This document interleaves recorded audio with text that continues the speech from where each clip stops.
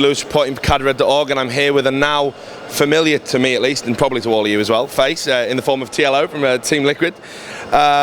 So let's pick up where we left off in our last interview.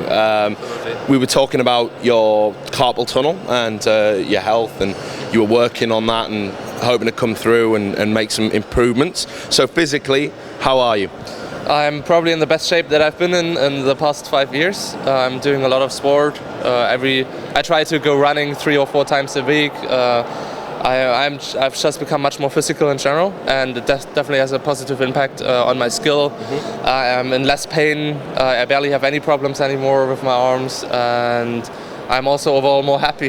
Yeah, great. Well, I want to ask a bit about Martin, the more physical aspects. For those that don't know, there is an article up on Cadred about this, but Martin Newhill is the StarCraft masseuse that comes to all the events, and I know you were working with him on your carpal tunnel syndrome. Has he been a big help and a big influence? Oh yeah, absolutely. Not only is it just good to have him here and get some free physiotherapy from a very skilled physiotherapist, but also he just has so much knowledge he can give over to me. There are so many tips. He gives me so much wisdom, as he's been working with athletes for a very long time, and esports is a very new sport. So we still lack that knowledge. So it's very important to get people out of other sports in here to help us improve more as players. There's just StarCraft 2 is very similar to any other sport, really. People wouldn't expect it, I guess, because it's a video game, but I can pretty much apply training techniques from MMA fighters, soccer players, as much as from chess players into StarCraft 2. And one of the things you said you were doing a lot of mental exercises as well. I think you said when you made a mistake, you like to write down the solution and focus on that. So have you still been doing those kind of sports psychology exercises? Oh yeah, absolutely. I got a really nice guy called Robert. He's my sports psychologist, and we've been working more closely together every month now. And we write down all the stats. We talk about the game 2 or 3 times a week, and having him help me definitely helps me improve faster than I've ever been improving. And right now, when I look at my training skill, which is not necessarily my event skill, I think I'm definitely at the top of Europe at the moment. Now all I need to learn is how to use that in tournaments as well. Is it something that Team Liquid have maybe looked at? Because I know you've got a great management team within Team Liquid, and of course I've got friends in the management team. Have you thought about bringing in a sports psychologist for everybody, or is it something that you're just focusing on at the moment? At the moment it's just me focusing on it, but I'm definitely trying to convince the entire team to go more for it. About this tournament here, you were saying just off camera how you've been knocked out again by Hero, and this seems to be a regular occurrence at events. I mean, we don't know the exact stat, but it might be 5 out of 7, we're not too sure. So what's going on? What's up with that? I don't know, it's just really unlucky. People talk about the EG curse, but the Liquid curse is that we always team kill each other, and I'm getting really tired of losing to Hero over and over again, because people are like, oh, TLO did badly at tournaments, but yeah, I have to play fucking Hero every group stage, and I hope next time I meet him in a tournament I'll be able to beat him, but Hero just has ridiculously good CVP, and I think the games I played against him, I would have beaten any other Protoss in the tournament here. Well, I got to ask, does it get to the point where it affects the relationship? It doesn't. I mean, you don't sit around going like, you asshole. Like, you know?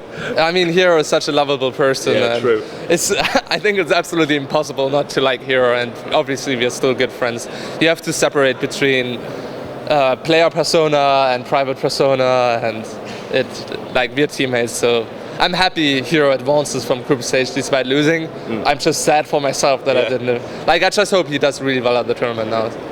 What do you make of the current Team Liquid squad? Because I think it's gone through a transition, and I'm going to talk to you about some big names retiring in the next question.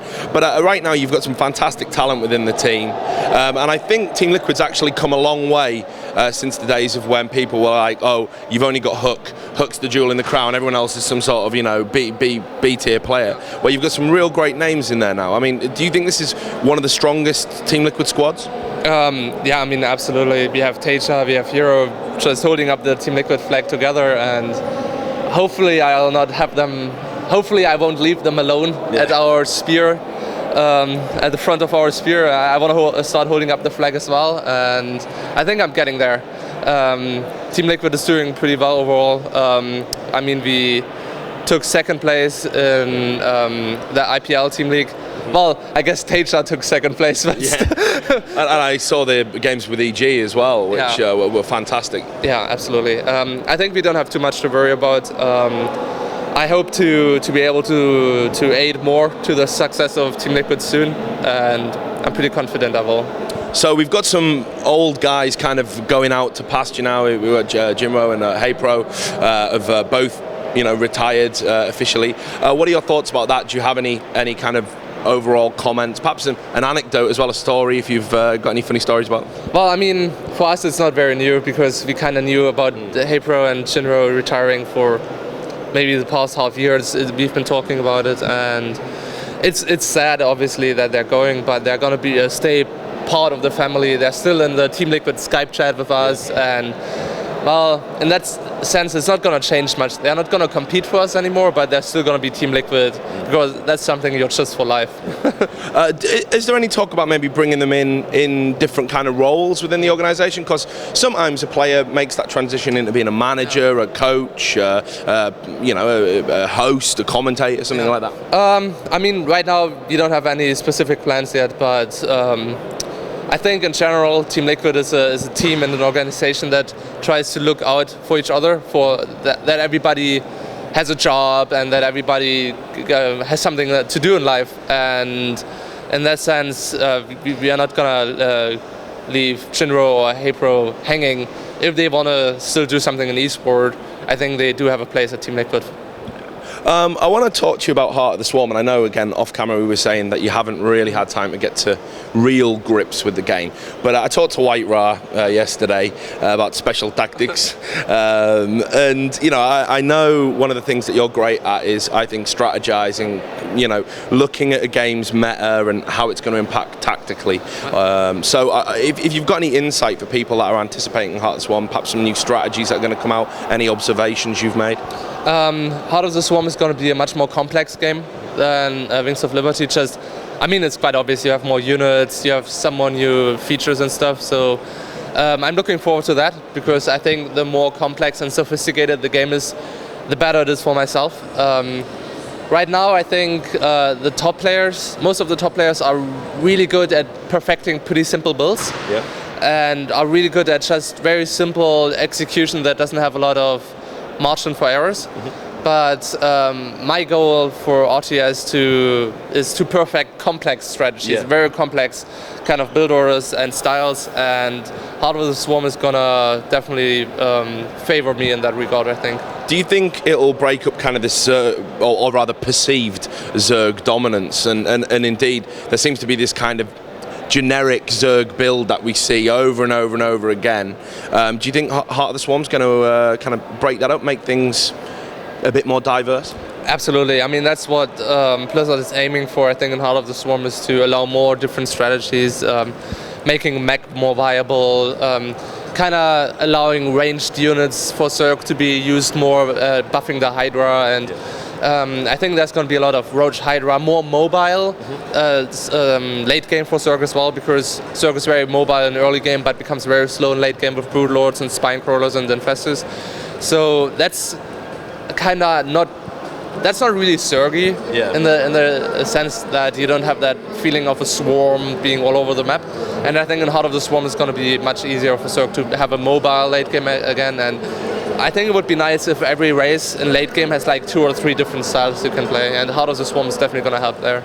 I've still been talking to a lot of Protoss players who feel neglected, even with Heart of the Swarm. They think they're just, always going to be the third race. What do you think about that? Because, I mean, does the Protoss situation really need addressing? Are they really underpowered, and including Heart of the Swarm? I think Protoss needs some more innovators player-wise, because Terrans and Zerg had people who just pushed strategies to a new limit, and I still see a lot of things Protoss players could be doing but aren't. And I don't really think Protoss is overpowered. They're doing pretty well if you just look at recent tournaments, and yeah, I do feel their pain though, because Heart of the Swarm doesn't offer that much for Protoss compared to Zerg and Terran, I think. Another question, and it's just more of a general one. I've been, again, talking to a few players, and off the record, some have been saying they're tempted to switch races, especially when Heart of the Swarm comes out. I don't know, again, if you can give us any insight into whether or not that would be a smart move, in your opinion, or whether people should stick to what they know. Well, I can only talk about myself, and I can promise you that I'm going to stick to Zerg. Yeah. So don't worry about that, guys. I'm extremely happy with Zerg at the moment. I think it's a really cool and fun race to play. And I mean, sure, people could switch, but it definitely takes a lot of work to regain your skill, and I speak out of experience here. Okay, so now we can focus on this tournament, which is, of course, I'm sure you've got some ideas about that. I know what you're going to say before I ask you. I'm going to ask you the winner. I've got an inkling I know what you're going to say, but go for it. Liquid Hero, I hope. That's actually inspired, but I knew it'd be a Liquid guy. Yeah, absolutely. I mean, obviously, because I lost to Hero, I want him to win and not Teja, but Teja can second place, I'm fine with that. What do you make of Stefano? I know there's obviously a game going on at the moment, and so it might be a little out of context with the interview, but the story I heard about him at WCS with the losing the equipment and flights being cancelled and everything, and to go there and win, is he not in the form of his life right now? Could he not just steamroll everyone here? Well, I think Stefano is just very good at not having things affect him. For him, I think it just doesn't really matter if he loses his luggage. It's just not going to influence his skill. It doesn't necessarily indicate that he is right now better than he's ever before just because he won WCS despite bad circumstances. Yeah. I think it just means bad circumstances don't influence him, which makes him a really good tournament player.